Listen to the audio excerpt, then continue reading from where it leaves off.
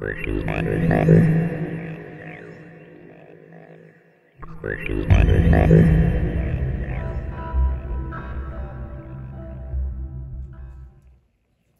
guys, on this edition of Off the Cuff, I thought I would answer a question that people ask me all the time, which is, how do you decide what handcuffs to go after? Like, which handcuffs do you look for? Which ones do you want to buy, and why do you want to, why do you want to target specific cuffs? And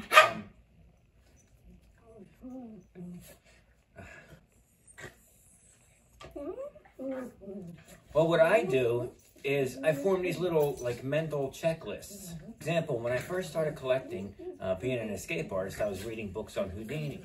So what I would do would be to find a picture in a book about him where he was wearing different kinds of cuffs, or there'd be sometimes, photos of different cuffs in his collection.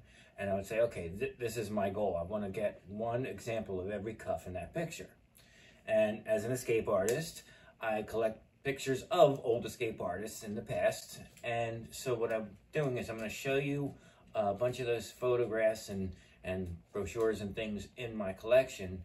And basically what I'll do is I'll just take a look at a picture. Like if I get a postcard or something of a magician from the 1920s or an escape artist, wearing handcuffs, I'll go through and say, yep, got it, don't have it. And then that's the one that I'm going to try and hunt down.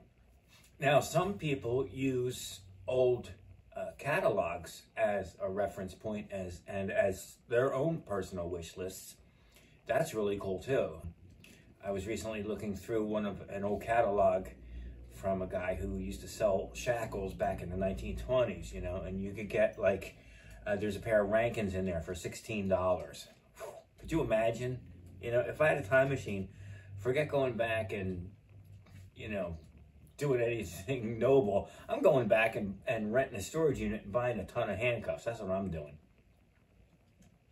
So anyway, I'm going to show you a bunch of pictures in my collection. One in particular that I've shown on the channel before. It's a movie still. And unfortunately, no copies of this film exist anymore. I looked into it. I think it came out in around 1916, if I'm not mistaken. It's a circus film. And you can see that it's these little kids that look like they were in The Little Rascals standing on a platform talking to a guy dressed as a cowboy. And they're looking at the handcuff collection, and there's pictures in the back, like sideshow banners of, escape artists and freak show stuff and things like that. But anyway, I just thought I'd share with you some of the places that I get my inspiration from, and that give me little goals to achieve. And nothing's more satisfying than getting a picture of an old escape artist or, an old catalog or something, and just knowing that you have one of every single thing in that photo. It's so cool, because that, you could completely reenact it or whatever. And I also want you to pay special attention to this glass negative that I have that you'll see. And I got prints made up from it, and they came out beautifully. I could not believe how gorgeous they are. So check that out. So in upcoming editions, we'll discuss other aspects of collecting. For example, when I was younger, I got a pair of Strauss leg irons. And so I just had to get the matching handcuffs for them. You know what I mean? Same thing with other stuff. Like I have a pair of Romer handcuffs, but I don't have any leg irons yet. And that's something that really gnaws at my insides. But it's been things about being a collector and different ways that you go about adding to your collection. So, we'll be discussing different things in the upcoming editions of Off the Cuff. And I want to thank you all for watching. Just please click subscribe, and we'll see you again next time.